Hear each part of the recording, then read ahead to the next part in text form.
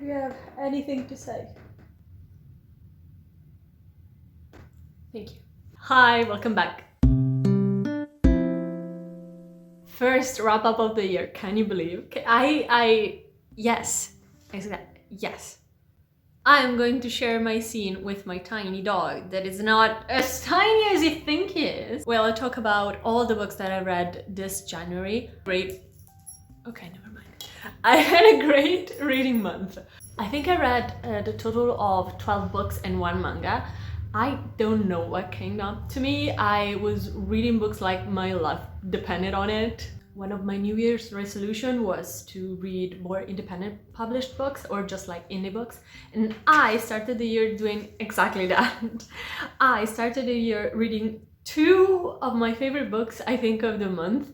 And these are the first 2 books in the, I think, Prince of the Sorrows series, which are Prince of the Sorrows and Lord of Silver Ashes by Kellen Graves. This is a series you are going to love if you've loved like The Cruel Prince, because we have another Cruel Prince situation. But this is a queer story. We are following Saffron, who is the fae equivalent of the changeling exchange. You know, when a human child gets transported into the fae world and a fae child gets transported into the human world. Saffron was the human that got transported into the Fae world. And the only thing that he wants is to remain in the Fae world, even though he is 19, 20, and he's getting really old for changeling standards. And what he wants to do is to study to be a scholar so that he can maybe in the future buy his way into Fae society. And his plan is to find a high lord fae who will sponsor his education. Unfortunately for him, he manages to not only steal a ring that he's not supposed to have, but also learn the true name of one of the princes of the Fae, who he didn't know who he was, and now they have to form an alliance because there is a terrible power in a Fae's name. In exchange for Saffron education, Saffron has to find a way to take away the power that a true name has for a fae. And it's a love story, and it's enemies to lovers in a way that it's kind of like a little bit not a slow burn at all, but still a little bit slow and very well crafted. The love story is very sweet, and the world is so vivid, so vibrant, so rich with folklore, and the writing I really did like. The first book I gave 4.25 stars. I really liked it. The second book goes more deeply into the plot, more so than the romance, and I think it should have had more balance between the two, but still the plot was very interesting, so I was not mad. I gave it 4 stars.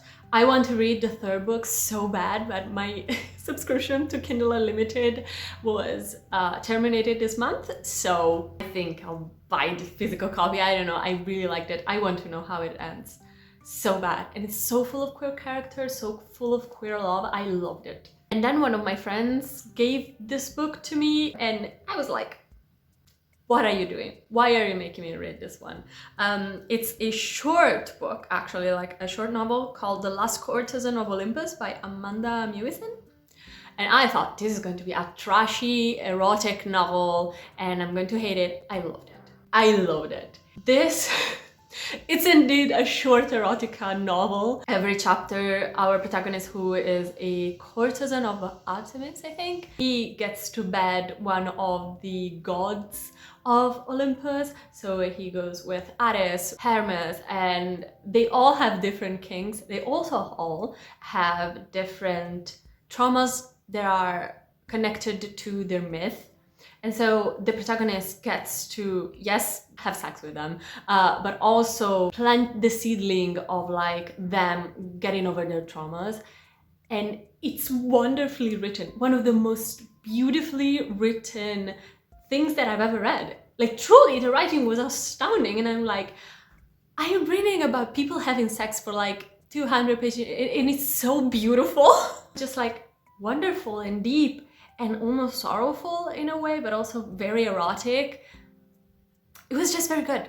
I gave it 3.75 stars because although I loved it, it was still a little bit short, a little bit aimless. Not, I think, a fully realized short novel, but still I really liked it. And then And then, ladies and gentlemen and non-binary pals, first 1 star of the year. Can we get an amen? It's not truly 1 star, it's a 1.5 stars. It's another indie books. It's called Mercy by Ian Haramaki. Unfortunately, I was so excited for this book. I was waiting in November. I was waiting for this book because this was supposed to be a love story between a tortured priest and a man who is becoming an angel. I mean, come on, like, amazing. And it also was supposed to be set in a Russian-inspired, like, folk town in the 1920s.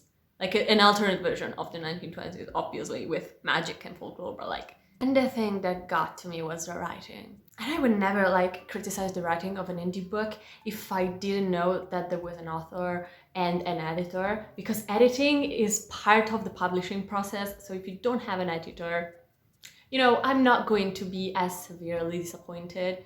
But there was an editor. It was like a credit for an editor, so I'm going into this. The two protagonists were stupid.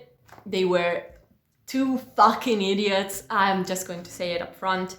The writing was very bad, riddled with repetitions and grammatical mistakes, and also with very, very modern writing for a story that's supposedly set in a Russian-inspired town in the 20s. There were mentions of modern products such as croissants and other stuff that I cannot remember, but the word misogyny, like the villain of the story was referred to as a raging misogynist, and I'm like, are you kidding me right now? Do you think a priest in a Russian folk town in the 20s would ever say a raging misogynist to somebody? And the romance was really bad, the sex scenes. I came up to the point that I wanted to skip them all because they were all very strangely heteronormative in their queerness, because this is a love story between two men. It felt, I don't know, it felt like one of those gay novels that I would read in like the 2010s. There's also the fact that one of the two characters, the one that is supposedly becoming an angel, he changes his personality. We have like flashbacks and flash forwards. He changes his personality completely between the flashbacks and the right now, and it's never explained why. Like, there's supposed to be a curse that changed him, but they all say, yeah, I should have like made you enraged, but not like change his entire personality. He changes his way of speaking, his entire demeanor towards people. It's like never explained. It's also like, we get flashbacks, not in the way that characters are speaking about it or they are reminiscing about it. It's just there for the reader, and the characters still don't know what the flashbacks were about. So they don't know the past of the person who's supposedly an angel. And we know, and it's so frustrating. They were put in the worst place for the book. And it's just like, this should have been set in the modern times. This should have been edited better. This should have been just like better, just a better book. Then I fortunately read another book that my friend lent to me, and it's The Terrace Trials by Lucien Burr. I gave this 3.75 stars, but I really enjoyed it. This is another indie book about an alternate version of London in which there are some weird portals that put mythological beasts into our earth, and they only eat human meat. Our protagonist has to go into university because the University of London is one of the safest places on earth, and he wants to become a hunter. He actually wanted to become a scholar, but he has to become a hunter. And if you read Fourth Wing and said the world building makes no fucking sense, read The Terrace Trials. It's not about dragons, it's about mythological beasts. It's a lot more gruesome, a lot more violent, and a lot better written. Another queer story, and I cannot wait for the second book because there are a lot of questions unanswered in this book. My gripe with this story is that we are in London, okay? We are in England, London. And the author forced this Latin Greco-Roman aesthetic onto it, and it makes no sense. Also, as someone who is Italian, okay, I live in the brethren of the Roman Empire. Reading the Latin passages in which they study Latin, I wanted to cave my eyes out, because like I had to study 5 years of Latin in high school and I wanted to die. Still, very good story, very gruesome, violent, but really like grounded in reality. I really like the characters. Cannot wait for the second book. Then, okay, I read 3 books. They were my most anticipated releases. I have a vlog in which I like gush about them because I love all 3 books. I'm going to link it up here. First of which was The Atlas Complex by Alice Blake. I love that book. I think it's the conclusion of the Atlas trilogy. It's the best. It's the best book out of the trilogy for me. It's the best written, best paced character arc. Even though it's very weird, it makes sense for what was built up in the previous 2 books. I really liked it. If you can see, the rating of this book is really, really low. I think people lack the reading comprehension to understand what was going on, especially in the last chapters. Because a lot of the people are saying stuff that gets resolved in the end. This is my gripe with some of the like audience perception of this book. I've talked about this with some of my friends and they all agree that this is the best written books in that trilogy. I gave it 5 stars. It's one of my favorite trilogies. I don't know, just weird books about, you know, science and knowledge and power.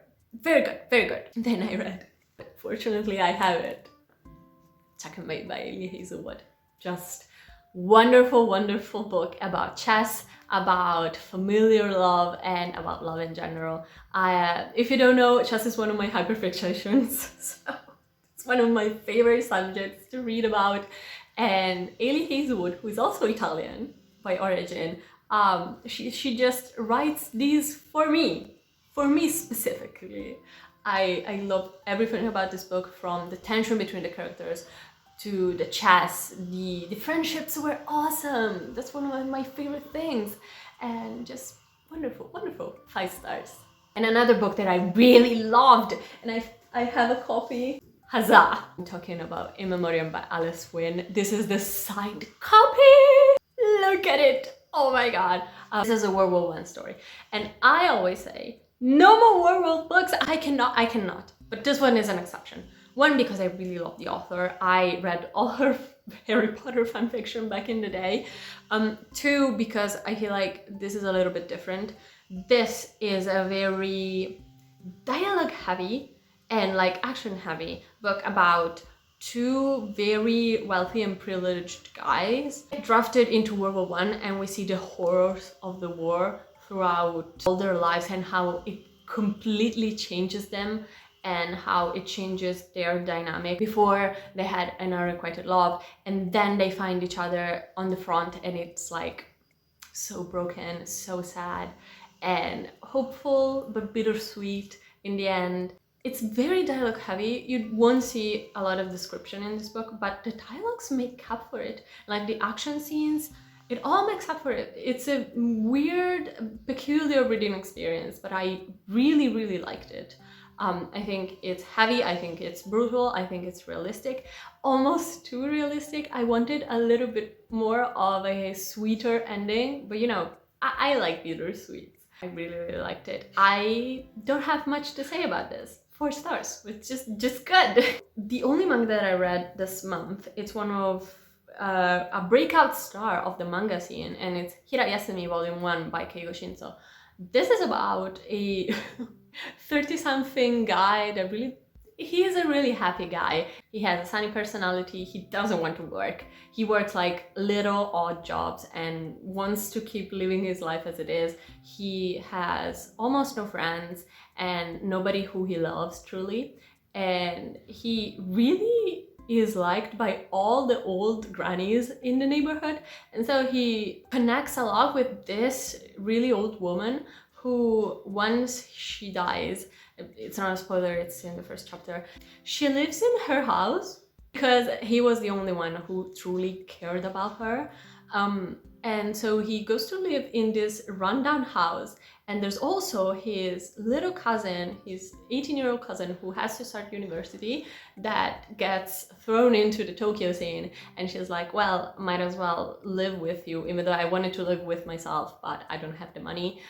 So she goes to live with him, and it's the most wholesome experience of my entire life. It's wonderfully drawn.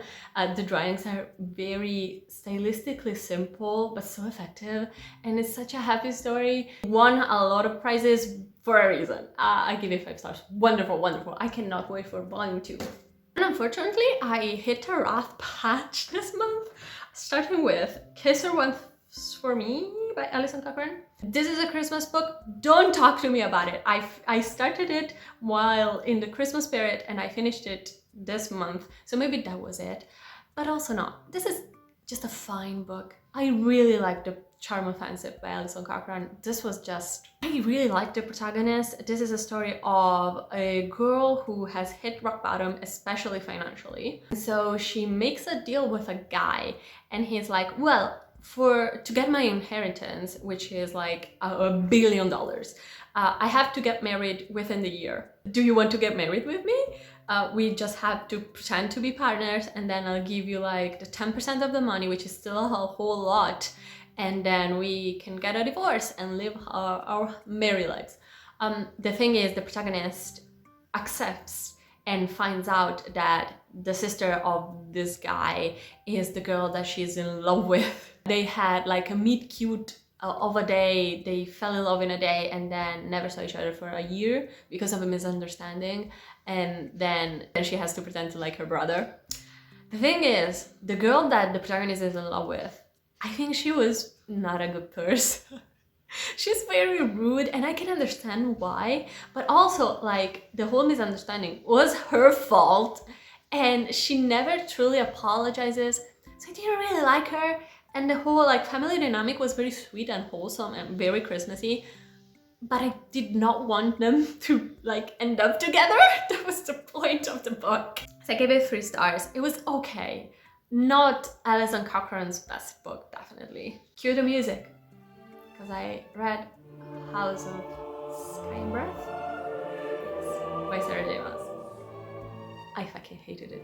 I fucking hated it. This is one of the worst books that I've ever read.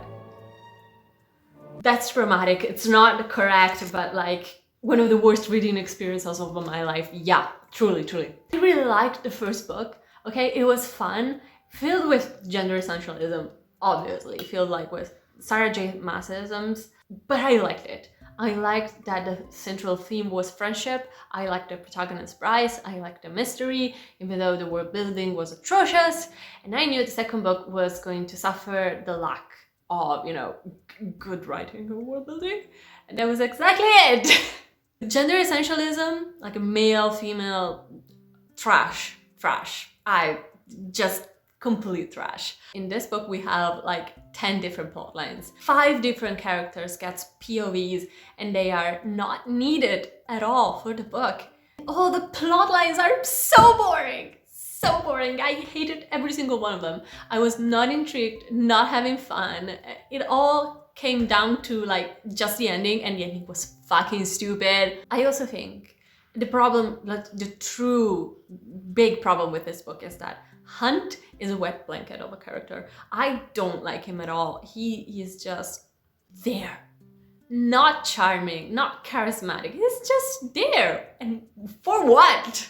Bryce had a lot more chemistry with the mayorman. Oh, and the ending. I mean, I think we all know what the ending is. I'm not going to spoil you, obviously, because like, why would I do that? But why?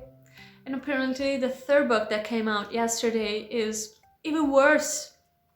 So like, why? I give it 1.5 stars, but maybe 1 star is needed. Maybe a 1 star is needed. Unfortunately, the next book that I read was also a dud, but not as big as House of Sky and Breath. I read King of Hell by Morgan Dante. I gave it 2.5 stars. I've already read something by Morgan Dante, and they are an author that completely independently published. The thing is, they don't have an editor. There's no editor credit, etc. So I can see why this was not good, because it all comes down to the writing. It really feels like it's a person whose second language is English, who's trying to write for the first time and does not have anyone to edit or better read their text, because it's full of repetitions, full of words that are misused in their context, full of grammatical, syntax, punctuation errors everywhere. And it's such a shame, because the story is so interesting. All of Morgan Dante's story are so interesting, but the writing is really, really, I don't know, it's bad. It feels like a first draft. I really want to edit their books because they have such potential. I would do that I would do it for free. I mean, I am an editor. I am a translator for most of all, but I'm also an editor. So the story is about a vampire in hell who wants to get revenge on his ex-boyfriend, who is the one who damned him in hell, and the ex-boyfriend's husband is the one who killed him. So the protagonist, Laurentio, makes a deal with one of the kings of hell, Paimon, to resurrect himself for a period of time to go and hunt his ex-boyfriend and their husband. In the process, we see that Earth has been plagued by zombies. There's like a zombie virus, and people are like in a post-apocalyptic state of mind. It's kind of like a road trip, so they have to find this ex-boyfriend, and in the meanwhile they find another really young vampire, and it's kind of like found family. It's very sweet in that aspect. It's also very sweet romance. It's also, I don't know, satisfying. The thing that happens in the end, like the revenge plot, is very satisfying. The thing is, this is 200 pages. It needed to be like at least 400. It needed to be a complete book. The art of writing short books is, again, an art. You have to know what you're doing, and when the writing is so bad, everything gets put down in the process. I give it 2.5 stars, as I said, but I really want to like one of Morgan Dante's story, and I think they're going to get like traditionally published. I think their books is on fake rate, so maybe they'll get an editor and the story is going to be so good. I read the independently published story. Finish the month. I've been talking for half an hour. I'm super sorry, but we'll finish the month with a bang. I have just finished today Have an Official Blessing, Volume 7. This is my 5th time reading the series. This is my first time, though, reading the official translations for these books. This is a Chinese boat novel. This is an 800 years love story mystery involving Chinese gods and deities. One of the most beautiful books that I've ever read, the most beautiful series. 5 stars. 5 stars. I don't have the words. This is the painful volume. I cried almost every page. I am an emotional person, but not that emotional, so this is saying something. And with this, today is the 31st. We're going to wrap up the month. I hope you liked this wrap up. I cannot wait to show you even more like reading challenges and vlogs for this month, and I'll see you in the next one. There are also my socials, which are down below. I'll see you. Goodbye. Mwah!